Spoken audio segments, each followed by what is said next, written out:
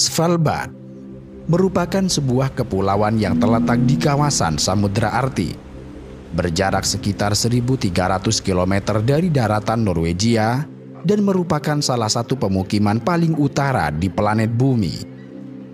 Svalbard ibarat sebuah keajaiban beku yang terdiri dari pulau-pulau besar dan kecil dan dikenal dengan geografis, iklim, budaya, serta kehidupan sosialnya yang sangat unik. Secara geografis, Svalbard terdiri dari landskap yang berbatu, pegunungan dan gletser yang luas yang mencakup sekitar 60% dari total luas daratannya. Dengan luas sekitar 61.000 km persegi, Svalbard dihuni oleh sekitar 2.400 individu, yang hampir sepertiga di antaranya adalah imigran yang berasal dari sekitar 50 negara yang berbeda. Dan uniknya, sebagai kawasan yang terletak di wilayah kutub, Svalbard memiliki jumlah beruang kutub lebih banyak dibandingkan manusia. Diperkirakan bahwa jumlah beruang kutub yang mendiami kepulauan ini mencapai sekitar 3.000 individu. Dan itulah sebabnya beruang kutub menjadi simbol di Svalbard, dan keberadaan mereka sangat dilindungi oleh hukum Norwegia. Svalbard dikenal karena kebijakan imigrasinya yang longgar, di mana tidak ada visa atau izin tinggal yang diperlukan untuk tinggal di kepulauan ini. Itu artinya siapa saja di dunia boleh saja tinggal di Svalbard, selama mereka dapat memenuhi kebutuhan hidup sehari-hari.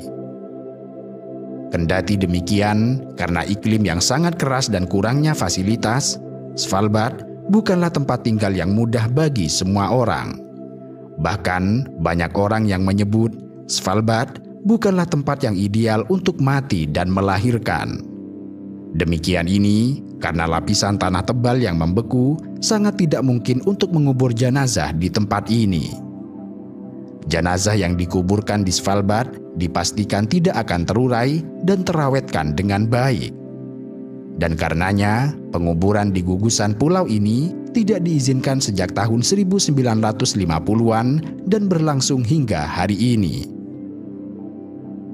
Dan seperti halnya penguburan, pemerintah Svalbard juga melarang wanita hamil untuk melahirkan di tempat ini.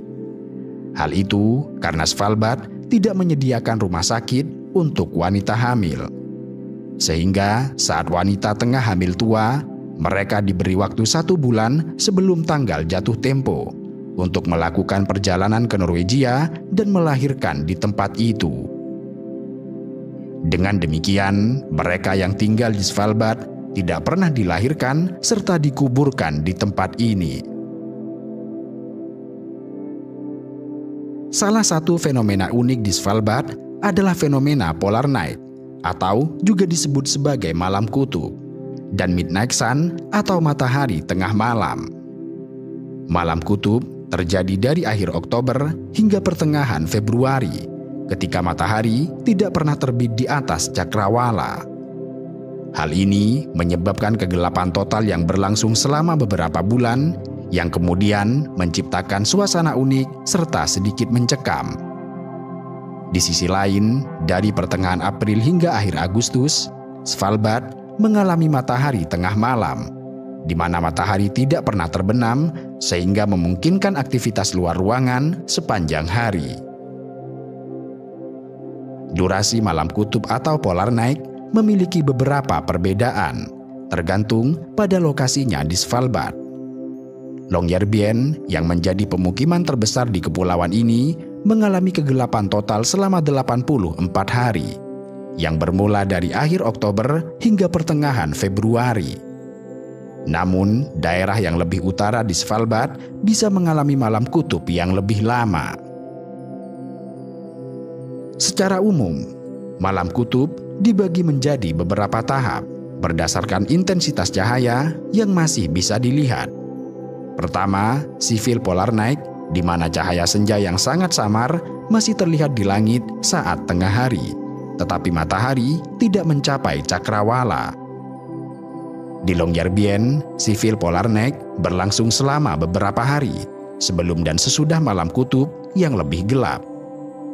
Kedua, Motikal Polar Night. Pada fase ini, tidak terdapat cukup cahaya untuk sekedar melihat horizon laut dan langit benar-benar menjadi gelap. Dan tahap ini berlangsung selama sebagian besar malam kutub di kawasan Svalbard. Dan ketiga, Astronomical Polar Night.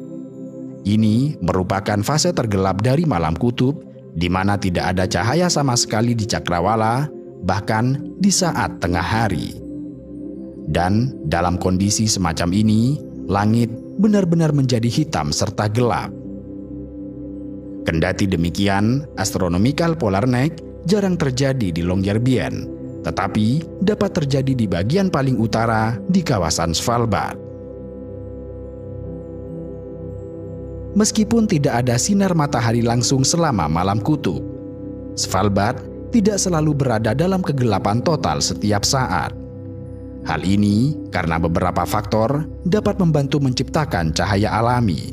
Di antaranya adalah aurora borealis yang menciptakan cahaya warna-warni yang disebabkan oleh interaksi partikel matahari dengan atmosfer bumi, sehingga menciptakan pemandangan yang menakjubkan yang sering menerangi langit malam di Svalbard.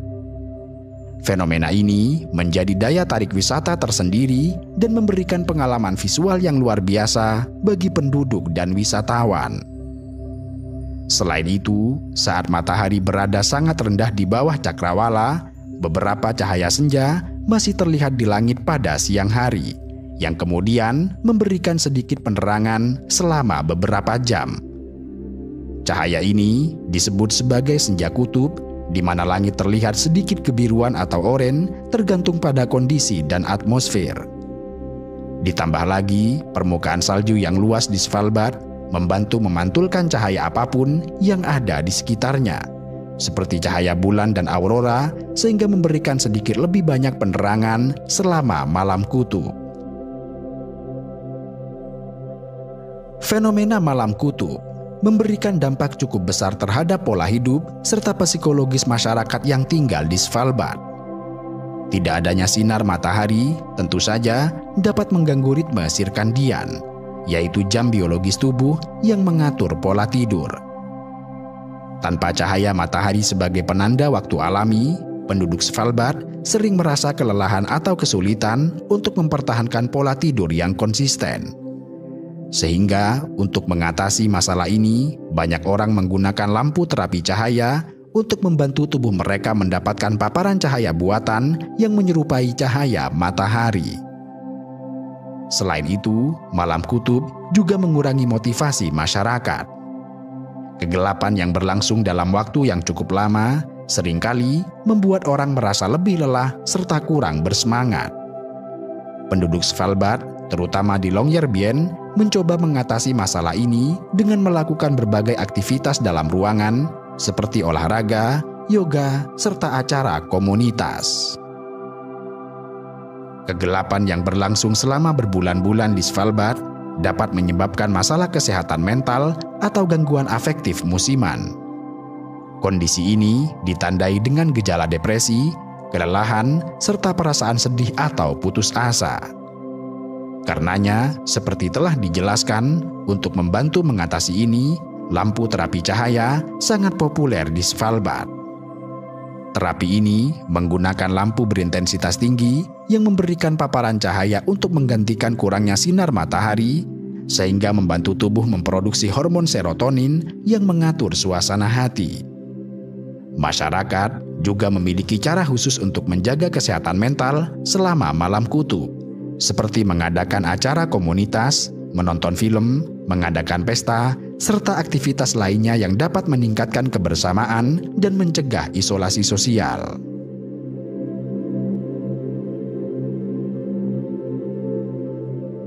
Ketika malam kutub telah berakhir sekitar pertengahan Februari, Svalbard mengalami transisi cepat menuju midnight sun atau matahari tengah malam, di mana matahari tidak pernah terbenam selama beberapa bulan.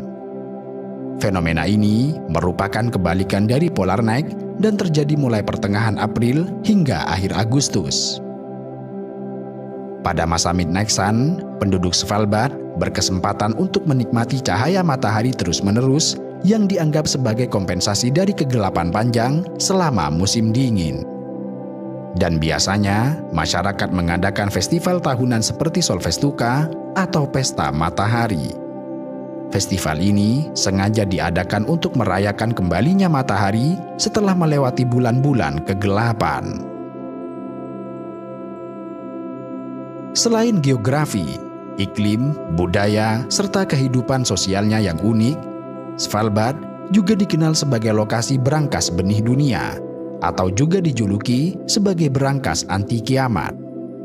Julukan ini mengacu pada sebuah bangunan yang difungsikan sebagai tempat penyimpanan berbagai benih tanaman dari seluruh dunia. Fasilitas ini dirancang agar tahan terhadap bencana alam dan kepunahan, termasuk gempa bumi, banjir, bencana pemanasan global, hingga perang nuklir. Berangkas ini mulai dibangun sejak tahun 2004. Pemilihan Svalbard sebagai lokasi pembangunan berangkas ini karena Svalbard memiliki kelembaban yang cukup rendah serta berada jauh di atas permukaan air. Yang dengan demikian, benih-benih yang berada di dalam berangkas ini akan tetap terjaga kualitasnya. Bahkan untuk mencegah terjadinya gagal fungsi listrik yang berujung pada matinya pendingin benih, ruangan yang berfungsi sebagai berangkas juga diletakkan jauh di dalam gunung es, yang dengan begitu benih-benih tersebut akan terjaga dengan baik. Benih-benih itu disimpan dalam terowongan dengan kedalaman lebih dari 100 meter. Alasan lain mengapa Svalbard dipilih sebagai tempat penyimpanan benih, bahwa meski kawasan ini tampak terisolasi, orang-orang yang memiliki kepentingan dapat menaiki pesawat komersial untuk bisa mengunjunginya. Hal ini menjadikan Svalbard sebagai tempat yang cukup terisolasi dari kehidupan manusia, namun masih dapat dijangkau oleh manusia. Saat pertama dibuka pada tahun 2008, berangkas anti kiamat ini langsung menerima hingga 320.000 benih dari berbagai macam banggen di seluruh dunia, bahkan termasuk dari Korea Utara. Kemudian setiap tahunnya, banggen tersebut terus menambah koleksinya, sehingga pada tahun 2020, lebih dari 1 juta sampel menjadi penghuni berangkas ini. Berangkas benih Svalbard memiliki kapasitas maksimal hingga 4,5 juta varietas. Sedangkan setiap varietas pada umumnya berisi sekitar 500 benih. Dan ini berarti bahwa secara keseluruhan, berangkas ini dapat menampung hingga 2,5 miliar benih dalam satu waktu.